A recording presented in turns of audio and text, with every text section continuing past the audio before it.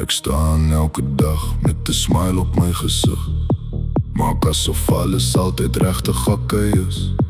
Maar mense praat en oordeel sonder om te weet van die battles wat ek fight is. Niemand sien nie.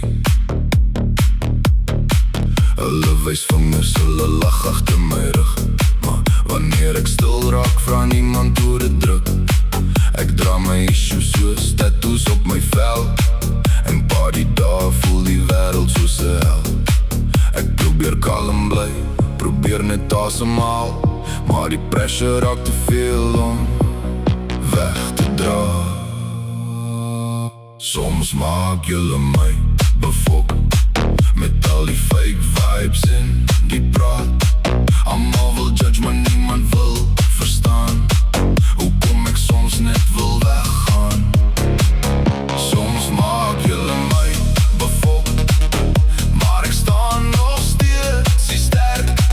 Want deur al die chaos in my kop sal ek nog my eie pad uitwerk. Ek smog vir masks en mense wat net gebruik vir beloftes wat breek soos rook in die lug. Maar die smile net wanneer jy iets kan gee, maar verdwyn wanneer jy self deur donker te leef. Ek het geleer om minder te vertrou, want nie almal wat langs jou loop bly by jou.